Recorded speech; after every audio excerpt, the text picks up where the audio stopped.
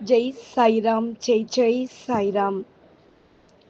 பாபா ஏறக்குறைய 60 ஆண்டுகள் ஷிரடியில் வாழ்ந்தார். அவர் வாழ்ந்த காலத்தில் பெரும்பாலும் தினசரி கோதுமையை அரைத்தார்.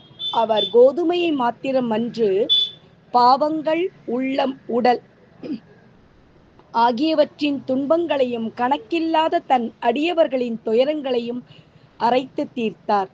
கர்மம், பக்தி என்ற 2 கற்கள் அவர் திருக்கையில் இருந்தது. முன்னது கீழ்கல்லாகும், பின்னது மேற்கல்லாகும். பாபா பிடித்து அரைத்த கைப்பிடி ஞானமாகவும், சத்துவம், ராஜசம், தாமசம் என்ற முக்குணங்களையும் சேர்ந்த நமது எல்லா உணர்ச்சிகள், ஆசைகள், பாவங்கள், அகங்காரம் இவைகளை நிகர்ந்துள்ளாக்கி முன்னோடி வேலையாக அரைக்கப்பட்டல் அன்றி ஞானம், தட் இஸ் இன்ட்ரோஸ்பெக்ஷன், தன்னை உணர்தல் என்பது முடியாதென்பது பாபாவின் உறுதியான தீர்ப்பாகும்.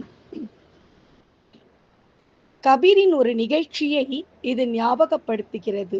ஒரு பெண்மணி சோளத்தை அரைத்து கொண்டிருந்ததை பார்த்துவிட்டு அவர் தன் குரு நிபந்தரஞ்சனிடம் திருக்கையால் இடப்பட்ட சோளத்தை போன்று இவ்வுலக வாழ்க்கை என்னும் திருக்கையாலே நசுக்கப்படும் போது நான் அஞ்சுவதனால் அழுகின்றேன் என்று கூறினார்.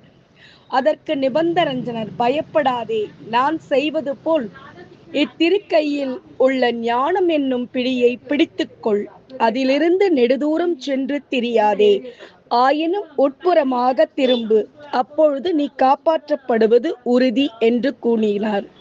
That is meditation, introspection. உட்புறமாக திரும்பு என்பதற்கு அர்த்தம். ஜெய் குரு தத்தா, ஸ்ரீ குரு தத்தா.